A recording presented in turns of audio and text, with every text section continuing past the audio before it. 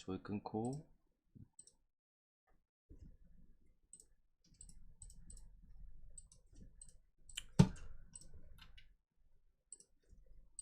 오케이.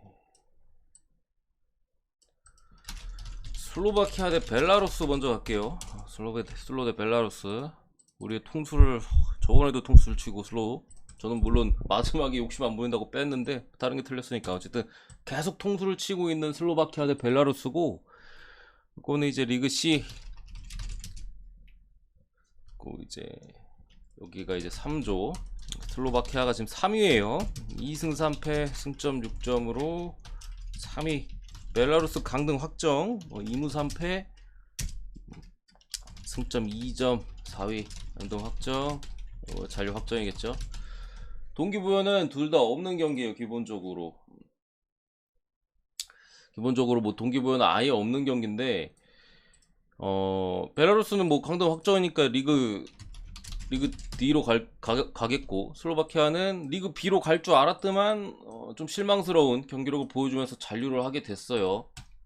어쨌든 이 경기는 제 생각에 선택지는 하나밖에 없어요. 이거는 슬로 찍거나 패스가 맞아 보이고요. 왜냐면 어쨌든 슬로바키아가 지난 경기 때 이제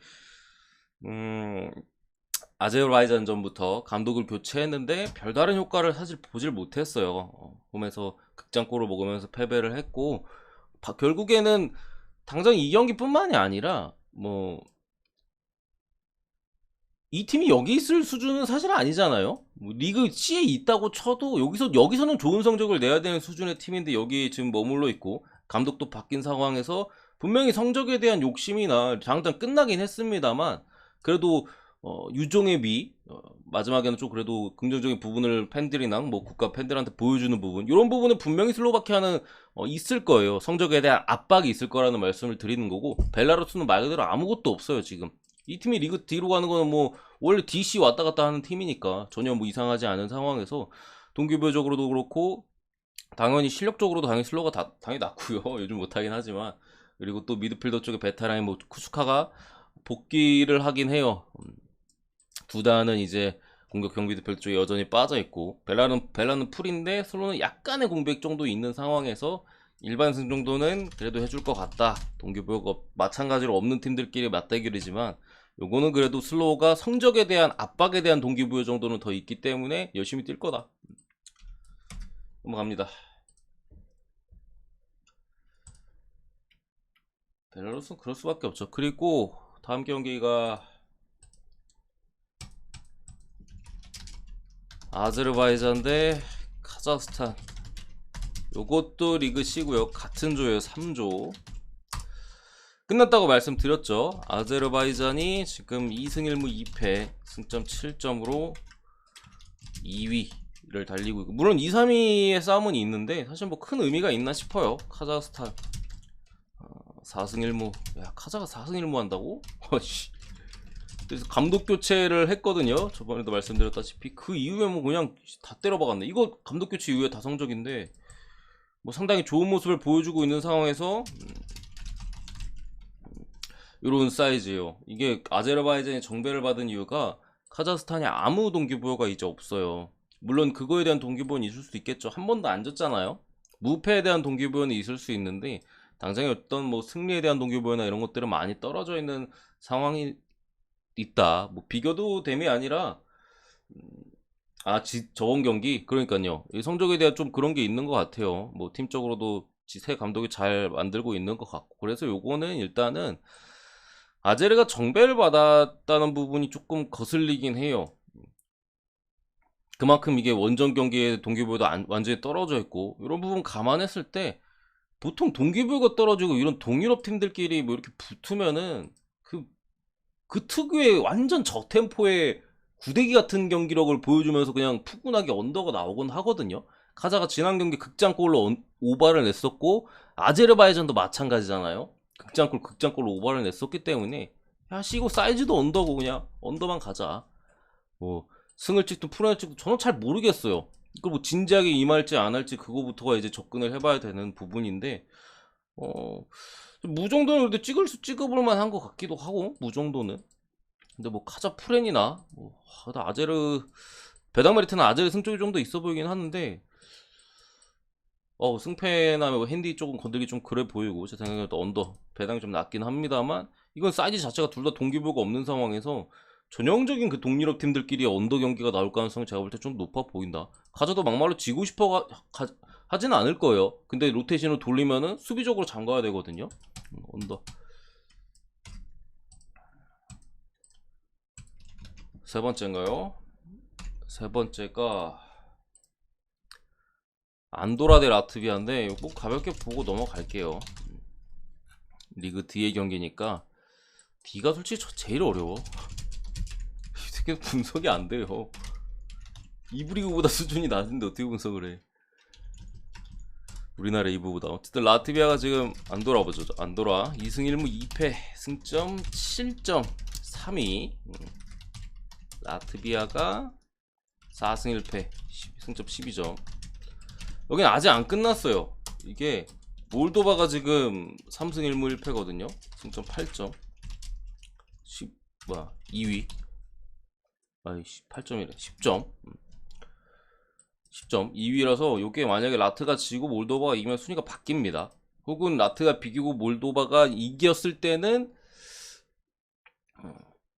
라트가 1위에요. 라트가. 그러니까 라트는 무마해도 되는 상황이고 몰도바는 뭐 이 경기는 아닙니다만 뭐 이겨야 되는 상황인데 어쨌든 무마키면 되는 라트의 상황.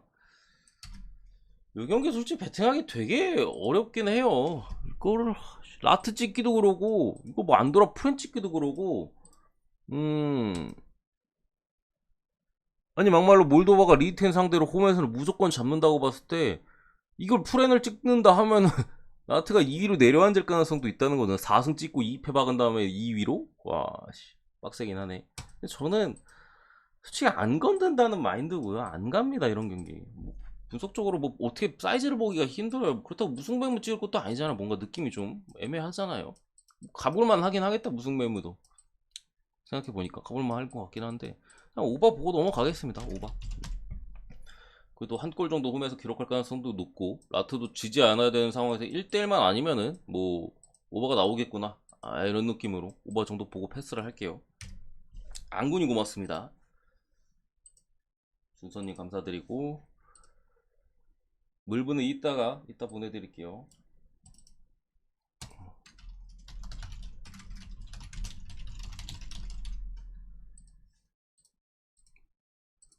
넘어가서 벨기에 네덜란드 벨기에 가자. 네덜란드 벨기에가 같은 조가 폴란드 웨일즈인데 폴란드 웨일즈는 솔직히 제 생각에 저거는 언더 찍거나 패스가 맞는 것 같아요. 언더 찍거나 패스 말씀드릴게요. 언더 찍고 패스인데 일단 표에는 안 넣어놨어요. 표에는 일단 주력만 갔는데 주력권까지는 아닌 것 같아서 근데 언더 찍거나 패스 사이즈인 것 같습니다. 제가 볼 때 어쨌든 두 팀 다 수비를 해야 되는 팀이거든요. 뭐 폴란드 월드컵 때도 마찬가지고 그런 사이즈에서 둘 다 이제 수비적인 부분을 좀 다 잡을 가능성이 높다 정도로 보이고 네덜란드 벨기에는 리그 당연히 A고요. 그리고 4조 네덜란드가 4승 1무 승점 13점 1위 그리고 벨기에가 3승 1무 1패 승점 10점 2위. 이게 막말로 벨기에가 이기면 승점이 동률이 돼서 벨기에가 그 준서님 그 유튜브 커뮤니티 가시면 있어요. 커뮤니티 가시면 있고 어쨌든 벨기에가 이기고 3골차 이상으로 이기면은 순위가 바뀝니다. 그러니까 사실상 네덜란드가 홈에서 벨기에한테 지금 3골차 이상으로 패배할 가능성이 많이 떨어지기 때문에 뭐 1위 자체는 뭐 가져가는 사이즈에서 뭐 특이사항 같은 경우 벨기에가 이번 경기 감독 징계로 그 수석 코치 앙리가 대신 이제 좀 보게 됐고 네덜란드 같은 경우 여러 자원들의 지금 신체적인 좀 문제가 있어요. 그러다 보니까 뭐 쿠프메이너스나 데파이 같은 애들은 좀 확실하게 좀 빠질 걸로 보이고 또 추가로 이제 대용 같은 애들도 빠지면 아마 미드필더 쪽이 아마 바뀌고 최전방 쪽에서도 원래 베르바인 각포 데파이였잖아요. 근데 베르바인 베우스트 각포 데파이 자리에 이제 뭐 베우스트를 쓰거나 그런 식으로 공격 쪽 미드필더 쪽에 변화가 좀 있을 수 있다라는 점 공격은 확실히 데파이 대신 이제 베고스면 다운그레이드고, 미드필더는 대용이 없으면 그래도 좀 많이 아쉽네요. 아마 데룬이랑 케네스 테일러, 얘 아약스 주전놈, 얘가 이렇게 뛸 것 같은데, 기본적으로 정배 쪽을 찍기는 상당히 좀 부담스러운 경기예요. 방금 말씀드린 대로 핵심들이 많이 빠져요. 대용 데파이, 뭐 코프메이너스 추가로 뭐 한둘 더 빠지는 것 같기도 하고, 아무튼 주전 4-5명이 좀 빠지고, 벨기에는 거의 풀에 가깝습니다. 루카쿠 빠진 건 진작에 빠져 있던 거고, 지금 현 상황에서. 그렇기 때문에 기본적으로 벨기에 풀행 가능성이 저는 조금 더 높다고 생각을 하고요. 어노바 같은 경우에는 이거는 뭐 벨기에 풀엔 솔직히 좀 고민할 정도는 되는 것 같아요. 그러니까 저는 요 정도 벨기에 프렌이 가능성 면에서는 조금 더 높다고 생각하는 거고, 언어바 같은 경우 이건 언더는 절대 못 가요. 그러니까 오바를 찍던가 무조건 패스를 해야 된다. 왜냐면은 사이즈 자체도 지금 네덜란드가 주전이 빠진 상황에서 벨기에가 아까 말씀드렸듯이 3골차 이상으로 승리를 따내면 1위가 바뀐다고. 근데 주전이 많이 빠졌잖아요. 벨기에가 앞서갈 가능성도 있는 상황에서 순간 이런 동기부여가 생길 수도 있어. 이게 딱 봤을 때는 야, 말도 안 되네. 동기부여 이걸로 잡기엔 좀 그렇다 하는데, 이게 어쨌든 주전 대결에서 지금 네덜란드가 많이 빠져있고 해서 초반에는 아마 그냥 하던 대로 해라 요런 주문이 들어가다가, 만약에 이게 또 이런 사이즈가 잡히면은 빡시게 뜰 거예요. 그래서 제 생각에는 이거는 언더는 못 가는 게임이고, 오바를 찍거나 아니면 귀신같이 언더가 뜰 때도 있어. 이런 경기가 이런 상황이 있다고 꼭 무조건 오바가 나오진 않습니다. 배당도 봐봐 1.59 생각보다 높잖아요. 그래서 아니면은 좀 그냥 됐다 하면 그냥 패스하거나, 언어바 같은 경우는 오바 아니면 패스 그런 느낌으로 갈 수밖에 없다. 이게 뭐 데브라이너, 뭐 아자르 뭐 이런 다 나옵니다. 아자르를 얘기하니까 좀 어색하네. 아무튼 미드필더 쪽에도 뭐 카라스코나 비첼 뭐 다 나와요. 사실 레더리 조금 로테이션 돌아가긴 했는데 그렇게 엄청 밀린다는 느낌은 크게는 없어요. 벨기에가 약 우위 정도. 근데 원정이니까 그런 부분 잘 감안해서 가시고. 그리고 오스트리아 대 크로아티아, 덴마크 대 프랑스 리그 A 경기들.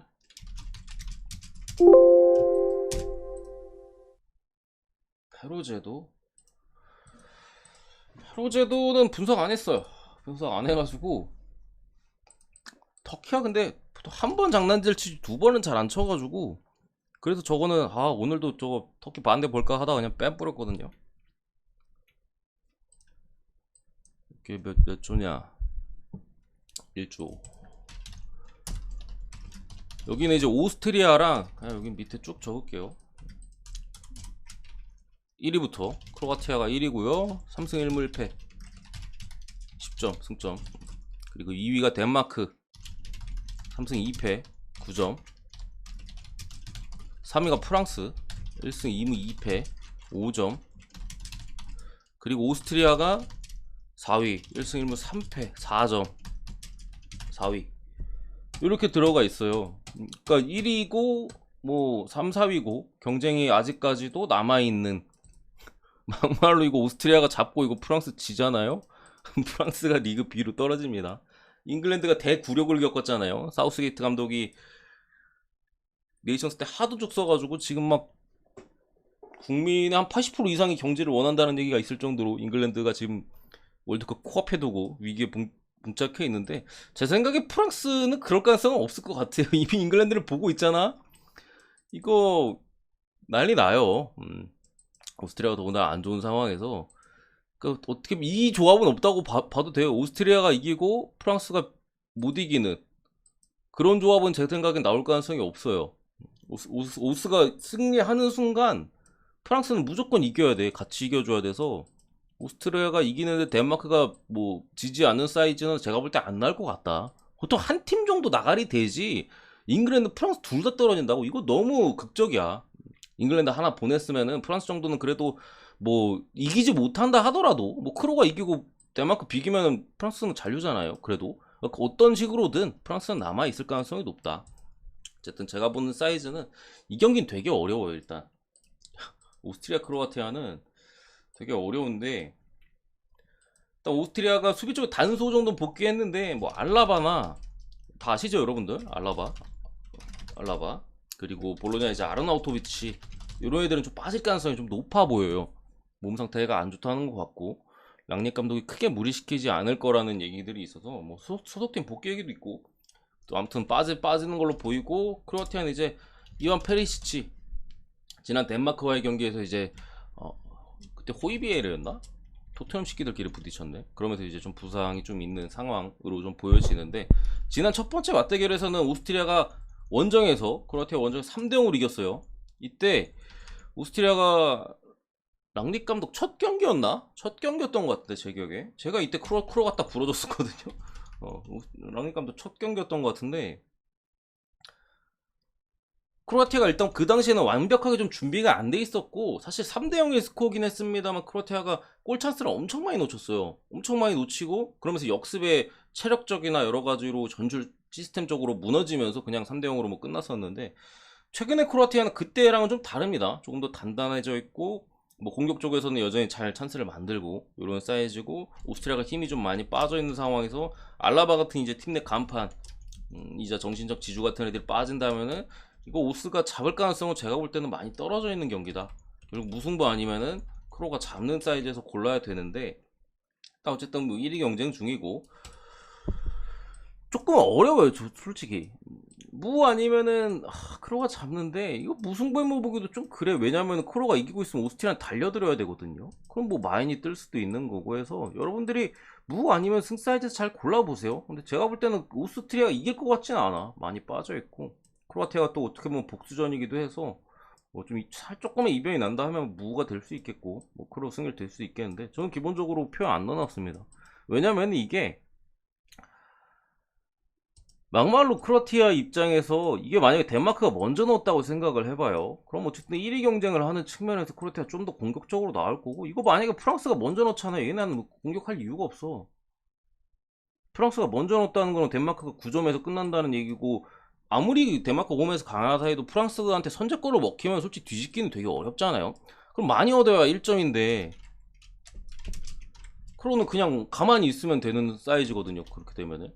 그래서 동시에 시작하기 때문에 사이즈를 예측하기가 되게 어렵다. 어제 뭐 우크라이나 경기 같은 경우에 좀 한쪽이 예상이 되니까 좀 보기 편했는데 이거는 솔직히 뭐 한쪽 그렇게 쉽게 보기는 어렵잖아요. 뭐 무가 뜰 수도 있는 거고 뭐 이길 수도 있는 거고 해가지고 너무 어렵다. 아마 팀들 자체적으로도 그 상황별로 다 어느 정도 대처가 돼 있을 거예요. 뭐 어디가 이기고 있을 때 우리 약간 뭐 이런 식으로 운영하자. 왜냐면 월드컵을 준비하는 팀들이기 때문에 뭐 프랑스가 이기고 있는데 굳이 막 힘들게 뛰어가지고 할 필요가 없어요. 관리로 들어가는 그때부터 이제 관리 차원에서 선수 관리 차원이나 전술적인 움직임 이런 거를 들어가겠지요. 그렇기 때문에 저는 이 경기 잘 모르겠고 덴마크 대 프랑스가 질 거라고 생각하지 않습니다. 무승부의 언더 이게 이 경기도 왜 어렵냐면요. 오늘 제가 더 이상한 경기 많다고 했는데 이거 월드컵 매치업이에요. 이거 덴마크 프랑스 같은 조입니다, 여러분들. 제 생각에 당연히 월드컵이 이거 뭐 네이션스 강등이고 자시고 다 필요 없어. 이거 뭐 프랑스 강등돼도 솔직히 상관없습니다. 월드컵이 우선이에요. 물론 이제 그 정도로 생각하면서 뛰지는 않겠죠. 이것도 가져가면서 월드컵 때 전력 뭐 전술 노출 이런 것들을 최대한 피하려는 움직임이 있을 거기 때문에 제 생각에는 되게 소극적인 경기 운영이 의외로 나타날 가능성도 좀 있다. 마찬가지로 위쪽에서 이제 크로아티아가 오스트리아를 만약에 이기고 있다고 치면은 이 경기도 열심히 뛸 이유가 없어요. 프랑스 가만히 있으면 잔류에다가 덴마크 어차피 2등. 근데 우리 월드컵 때 만나야 돼? 야, 내 본 모습을 보여주기 싫은데? 이런 식의 움직임이 될 가능성이 되게 높다. 그러니까 이거 두 경기는 서로의 상황을 되게 많이 보면서 경기 운영을 들어갈 거라 솔직히 분석이 좀 어렵습니다. 근데 어쨌든 요거는 제가 잘 모르겠는데 뭐 언더든 오버든 나올 수 있고 무든 뭐 승리든 다 보이는데 요거는 그래도 요거 경기 결과와 상관없이 이런 쪽으로 접근하는 게 확률적으로 좀 높아 보여요. 1대0 아니면 1대1 뭐 요 정도 사이즈가 좀 더 가능성이 높다고 봐서 지금 프랑스가 어쨌든 지난 오스트리아전 2대0으로 홈에서 잡은 거 보면은 애들이 좀 그래도 월드컵 앞두고 정신은 차린 것 같아요. 이전처럼 개 슬렁슬렁 뛰면서 진짜 경기를 던지진 않아.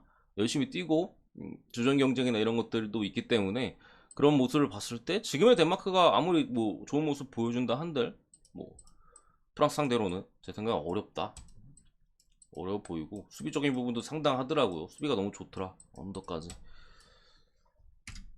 이 정도고 추가로 룩셈부르크 리투아니아 이거 이거 그래도 룩셈 승 보겠습니다. 이게 리그 C잖아요. 굳이 설명드리면은 1조인데 리투 강등 확정, 룩셈 2등 확정. 2등이라니까 저거는 2위 확정. 이래요. 둘 다 뭐 동기부여는 없습니다만 농구의 나라고 룩셈부르크가 그래도 전력 자체가 옛날에 우리가 알던 룩셈부르크는 진짜 뭐 개똥이었잖아요. 그 정도까지는 아니에요. 어느 정도 그래도 중간중간에 이제 뭐 자리 중간중간에 포메이션 자리 중간중간에 이제 괜찮은 선수도 한둘씩 박혀있다.